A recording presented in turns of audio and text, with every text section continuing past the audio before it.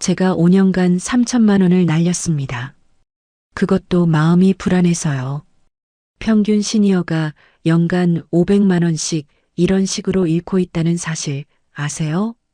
지금 당장 멈추지 않으면 10년 후엔 정말 늦습니다. 그때는 그냥 마음이 불안해서 쓴 돈이었습니다. 그 돈이 나를 위로해 줄 줄 알았어요. 근데 돌아보니까 그 돈들이 제 노후를 무너뜨리고 있었더라고요. 자식이 힘들다는데 내가 안 도와줄 수는 없잖아. 몸이 자꾸 걱정돼서 이건 챙겨놔야지. 외롭다 보니 나도 모르게 쓰게 됐지 뭐. 우린 그렇게 말하지만 사실 마음 한구석에선 이렇게 써도 되는 건가. 그 생각이 늘 따라붙습니다. 저도 그랬습니다. 외로워서, 미안해서, 겁나서 그 세 가지 감정으로 제 노후 자금을 계속 쏟아냈습니다. 근데 문제는요, 그렇게 쓴 돈은 위로도 안 되고 안정도 안 줬어요. 남는 건 후회와 허전함 뿐이었습니다. 예전엔 이게 위로인 줄 알았지만 지금은 그게 내 미래를 갉아먹는 습관이었다는 걸 압니다. 오늘 영상에서 60대 이후 절대 쓰면 안 되는 돈 세 가지를 함께 나눌 겁니다. 한 가지씩 짚다 보면 지금 내가 어떤 마음 때문에 돈을 쓰고 있는지 그게 분명해지실 거예요. 지금 좋아요, 구독 눌러주시면 이런 이야기 다음에도 놓치지 않고 함께 나눌 수 있습니다. 그럼 이제 가장 조용히 지갑을 털어가는 씀씀이부터 하나씩 짚어가 보겠습니다. 오늘 첫 번째는 외로워서 위로받으려 쓰는 돈 이야기입니다.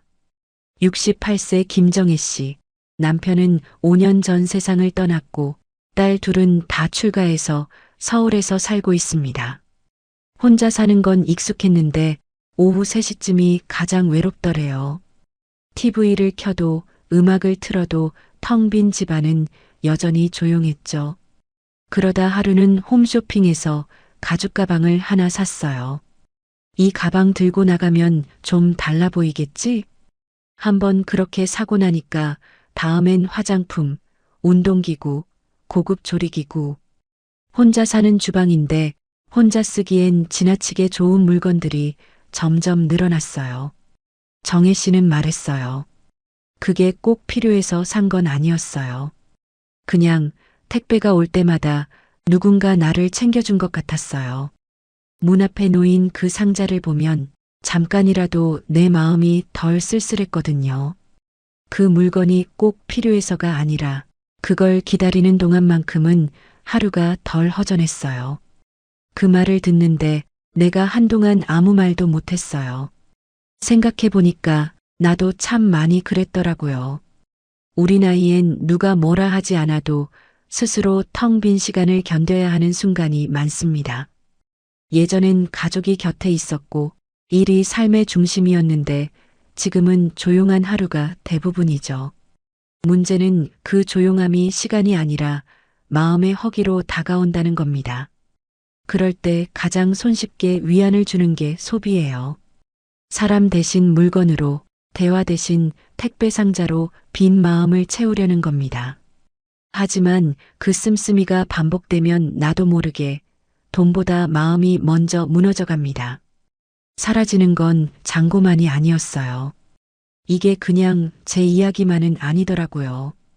2023년 한 조사에 따르면 60세 이상 시니어의 절반 가까이가 한 달에 3번 이상 허전함 때문에 뭔가를 산다고 합니다. 특히 의미 없는 쇼핑과 홈쇼핑 중독 항목은 노년층이 다른 세대보다 2배 이상 높았습니다. 중요한 건 이 숫자보다 그 안에 담긴 마음입니다. 자식에게 전화할 수 없을 때, 친구들과 약속이 없을 때, 누군가와 얘기하고 싶은데, 그럴 상대가 없을 때, 우리는 무의식 중에 물건을 사게 됩니다. 나 아직 괜찮아 보이고 싶다. 나도 아직 쓸모 있는 사람이다. 그 마음 하나로 살 필요 없는 물건을 계속 사게 되죠. 그러니까 이건 단순한 낭비가 아니라 SOS 신호예요.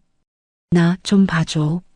그 말조차 꺼내기 어려운 마음이 소비라는 모양으로 나타나는 거죠. 그래서 저는 이 마음을 조금이라도 덜어내기 위해 아주 작고 사소한 실천부터 해봤습니다. 첫 번째는 사고 싶은 마음이 들 때 내 마음을 한 줄로 써보는 거였습니다. 왜냐면 사고 나면 기분이 좋아질 줄 알았는데 막상 택배가 도착하면 기분이 금방 꺼지는 걸 저도 자주 겪었거든요. 그게 결국 외로움 때문이라는 걸 뒤늦게 알았습니다. 방법은 간단했어요. 구매 버튼 누르기 전에 종이에 이렇게 써보는 겁니다. 내가 지금 이걸 왜 사고 싶지? 지금 내 마음은 어떤가? 그 한 줄을 쓰는 사이 그 물건이 꼭 필요한 게 아닌 것 같다는 생각이 슬그머니 올라오더라고요. 김정혜 씨도 요즘은 쇼핑하기 전에 감정일기를 씁니다. 오늘은 그냥 말 한마디 하고 싶었다.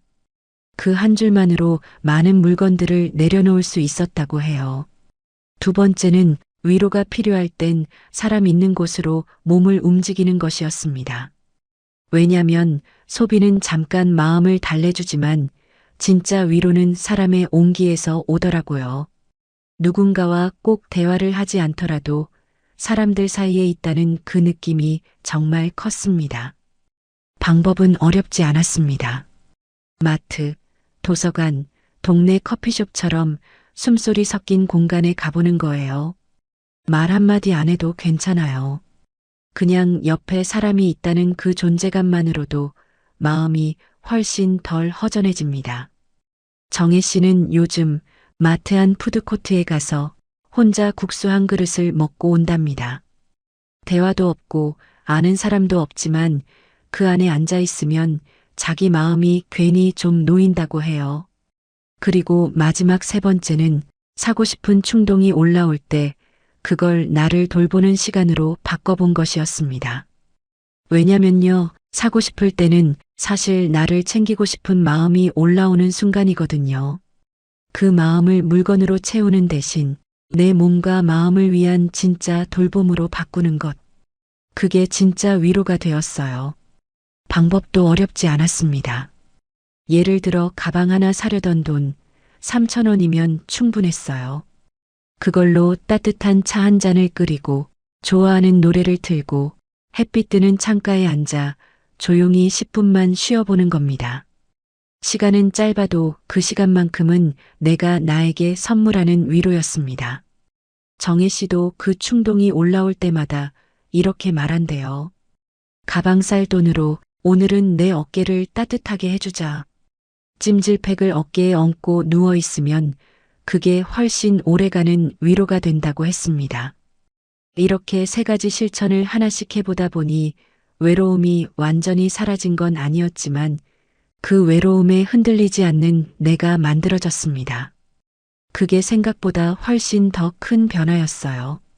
정혜 씨는 그때부터 자기를 더 자주 돌아보게 됐다고 했습니다.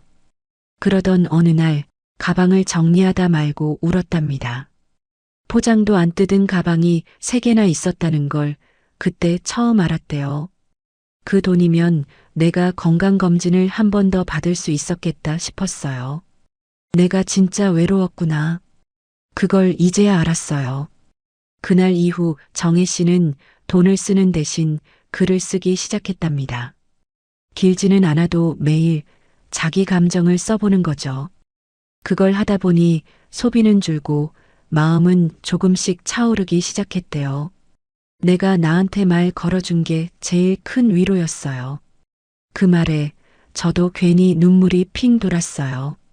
겨울나무는 잎이 없지만 죽은 게 아니죠.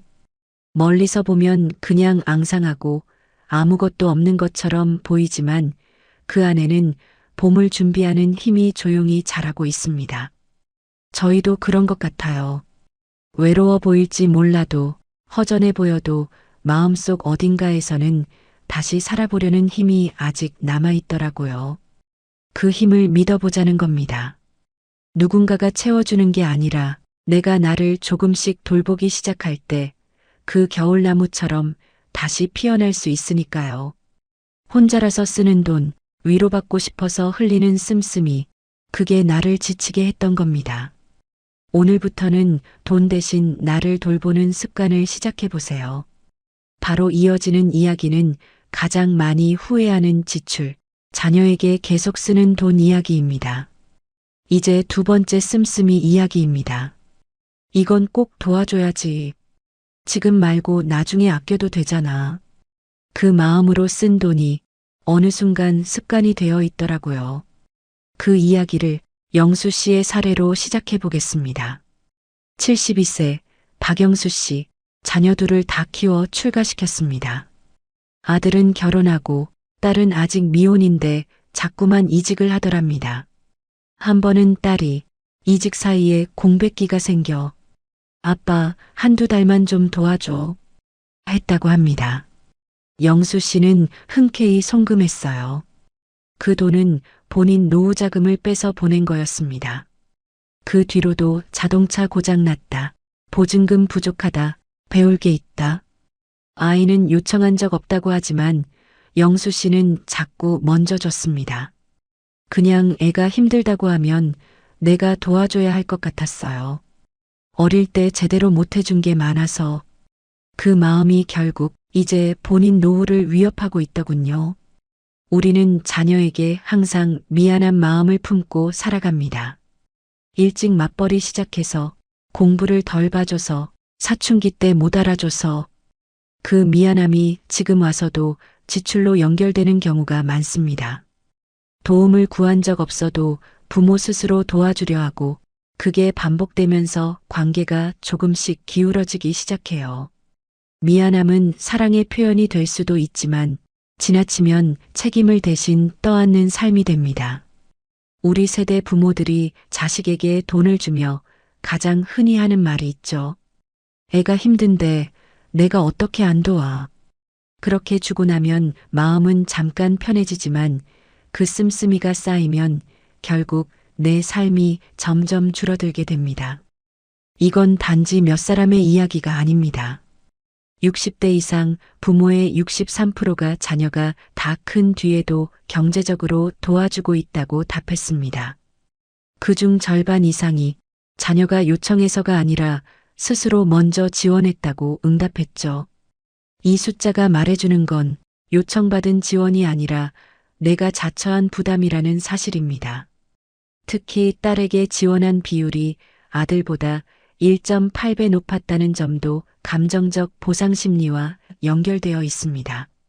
즉, 그동안 못해준 걸 지금이라도 이런 마음이 씀씀이의 출발점인 겁니다. 하지만 전문가들은 말합니다.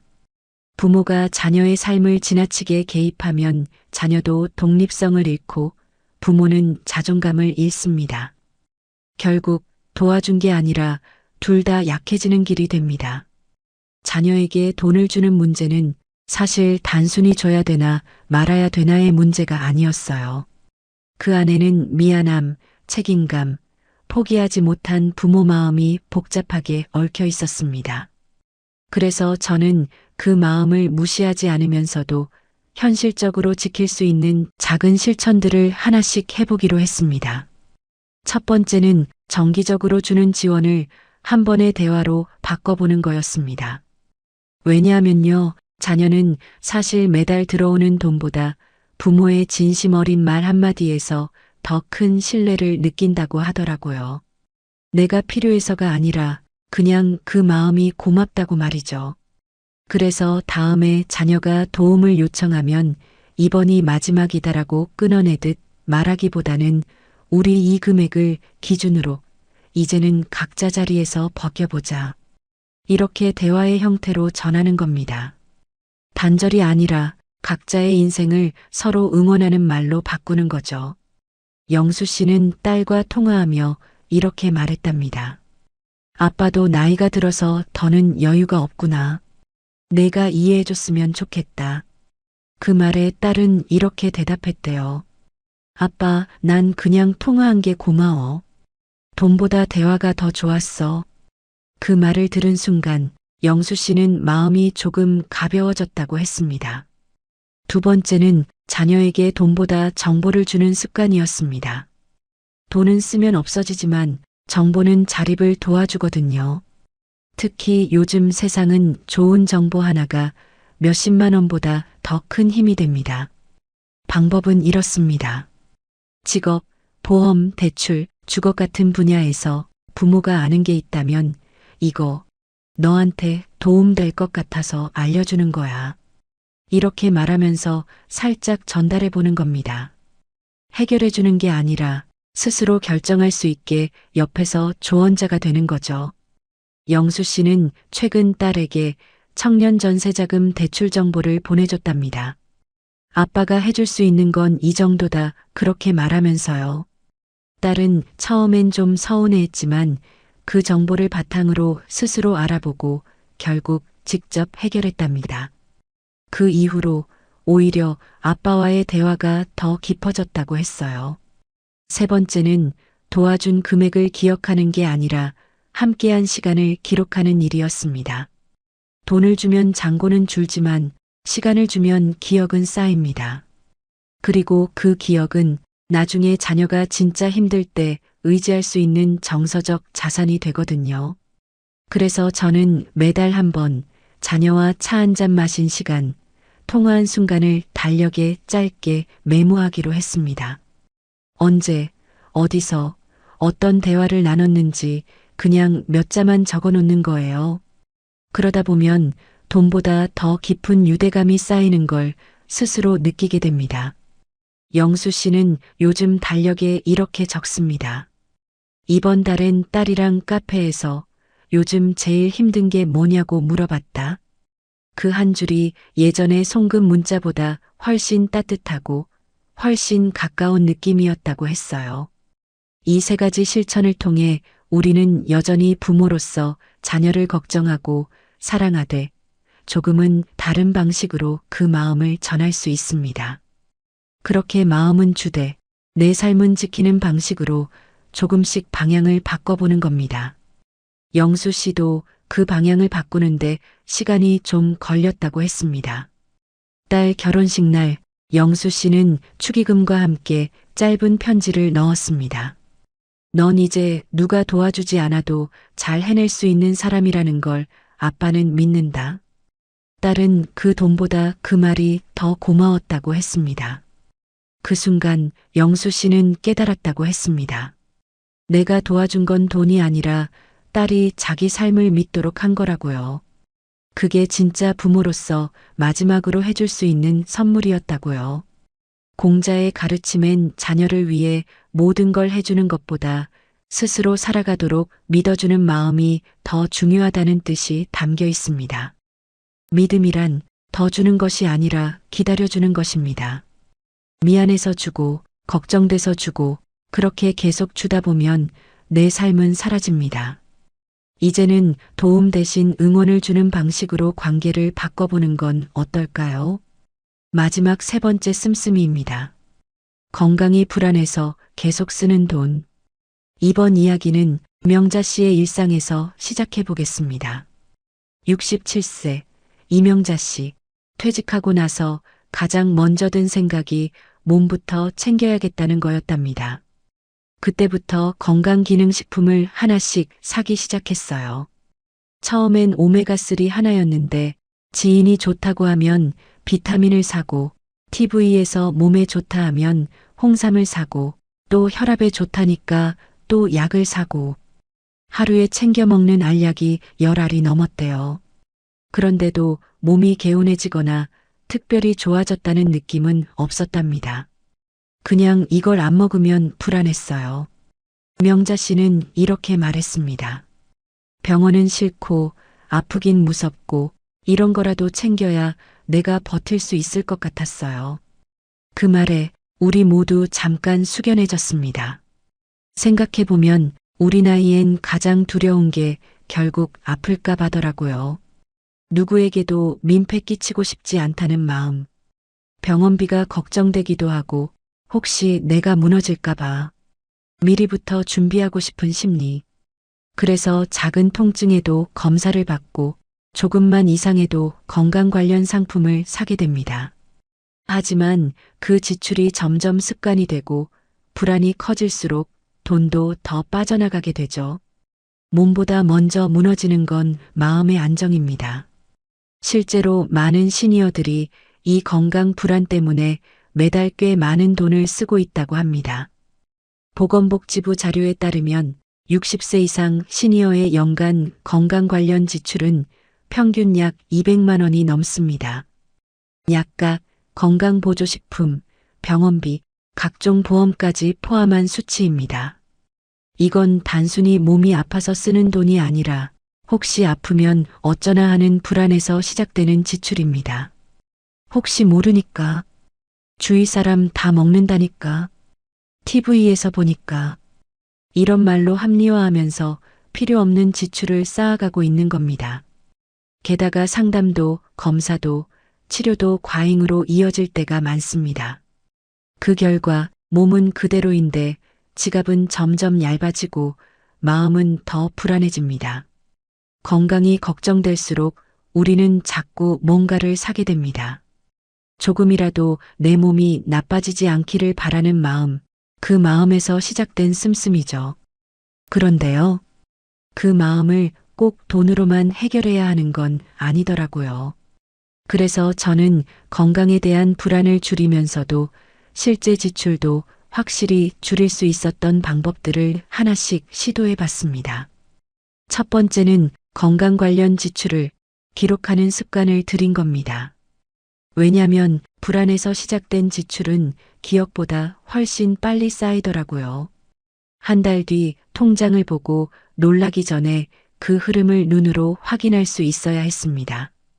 그래서 저는 매달 건강 관련해서 나간 돈을 그때그때 종이에 적기로 했어요.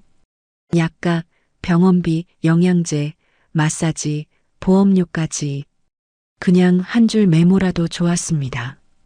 명자 씨도 달력 옆에 작은 노트를 하나 뒀습니다. 오늘 건강 지출 25,000원, 영양제. 이렇게 간단히 적기 시작했어요. 한 달 지나고 나니 생각보다 훨씬 많은 돈을 쓰고 있었다는 걸 스스로도 알게 되었답니다. 기록은 돈을 멈추게 하진 못해도 우리가 멈출 수 있게 도와줍니다. 두 번째는 예방보다 회복에 초점을 맞추는 습관을 들인 겁니다. 왜냐면요, 우리는 안 아프기 위해 너무 많은 걸 미리미리 씁니다. 그런데 사실 중요한 건 아플 때 잘 회복하는 힘, 그 힘을 기르는 거였습니다. 방법은 간단했어요. 건강을 겁내기보다 지금 내 몸 상태를 인정하고 하루 10분이라도 움직이는 걸 진짜 투자로 생각하기 시작한 거죠. 비싼 건강식품보다 천천히 걷기, 햇빛 보기. 그게 훨씬 오래가는 힘이 되더라고요. 명자 씨는 매일 아침 공원에서 15분만 걸어보기로 했습니다. 약은 약사에게, 걷는 건 나 자신에게. 그게 제일 효과 있었다고 하셨어요. 아무도 대신해 줄 수 없는 몸이니까요. 세 번째는 건강 걱정을 나눌 수 있는 대상을 만드는 거였습니다. 그 이유는 불안은 혼자 있을수록 더 커지기 때문이에요. 특히 몸에 대한 걱정은 마음속에서 계속 굴리다 보면 더 부풀어지고 더 무서워집니다. 그래서 저는 내 건강 이야기를 편하게 꺼낼 수 있는 사람, 그 한 사람만 만들어 보기로 했습니다. 그게 친구여도 좋고 동년배 이웃이든 상관없어요. 명자 씨는 요즘 동네 친구와 매주 화요일 아침에 만나 건강 이야기만 나눈답니다. 너도 그런 증상 있었어? 그 한마디 나누고 나면 마음이 훨씬 편해진대요. 괜히 사려던 건강식품도 쓱 내려놓아진다고 하더라고요. 몸에 대해 말할수록 불안은 줄고 지갑은 지켜집니다. 이렇게 기록하고 움직이고 나누다 보면 건강은 무너지지 않았고 돈도 새지 않았습니다. 불안을 붙잡는 게 아니라 마음을 다독이는 방향으로만 바꿨을 뿐인데 그게 제일 오래 남더라고요. 명자 씨가 어느 날 약 서랍을 열어보다 거기서 쪽지를 하나 발견했대요. 예전에 손주가 써준 할머니 오래오래 건강하세요. 그 쪽지를 손에 들고 한참을 가만히 있었답니다.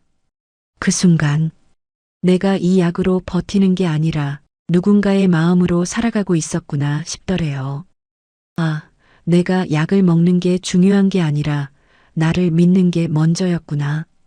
그날 이후 명자 씨는 하루에 하나씩 약을 줄였고 걷는 시간을 늘렸고 사람들과 얘기하는 날을 만들었어요. 몸을 믿기 시작하니까 마음이 먼저 나아지더라고요. 그 말을 들으며 우리 모두 고개를 끄덕였어요. 강물은 가장 깊은 곳에서도 멈추지 않고 흘러갑니다. 겉으로 고요해 보여도 속으로는 꾸준히 흘러가죠. 우리 몸도 그래요. 지금 나약해 보일지라도 속엔 살아있는 힘이 있습니다. 지금 필요한 건 겁이 아니라 믿음입니다. 겁나서 쓰고 불안해서 사고 그렇게 쌓인 씀씀이가 나를 더 지치게 했던 겁니다. 이제는 불안보다 회복을 믿는 습관으로 돈보다 건강을 지켜야 할 때입니다.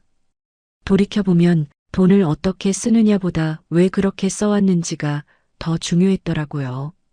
이제는 그 씀씀이들을 조금씩 바꿔가며 진짜 나를 위한 노후 준비를 시작해보면 어떨까요?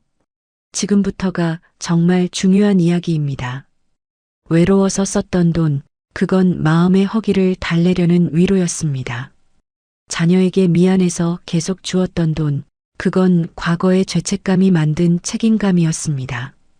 건강이 불안해서 챙기던 씀씀이, 그건 내 몸보다 마음이 먼저 무너질까봐 겁났기 때문이었습니다. 돌이켜보니 이 모든 씀씀이의 출발점엔 내가 나를 못 돌봤던 시간이 있었습니다.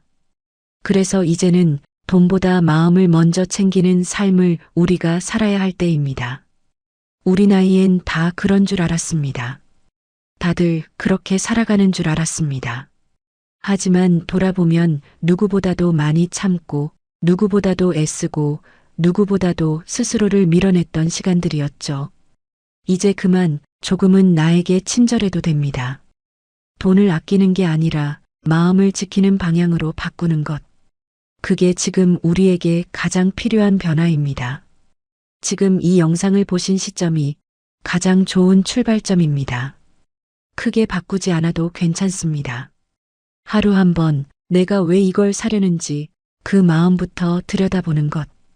그렇게 아주 작게 시작해도 우리는 충분히 나를 지키는 방향으로 인생을 바꿔갈 수 있습니다. 돈은 잃어도 다시 벌 수 있지만 마음은 놓치면 되돌리기 어렵습니다. 오늘 영상이 마음에 닿았다면 구독과 좋아요, 알림 설정 부탁드릴게요. 댓글로 꼭 알려주세요. 여러분은 어떤 돈 때문에 가장 후회하고 계신가요? 외로워서 쓴 돈이세요? 자녀 때문에 쓴 돈이세요? 아니면 건강 때문에 쓴 돈이세요? 서로의 경험을 나누면서 함께 지혜를 쌓아가요. 귀한 시간 함께 해주셔서 진심으로 감사합니다.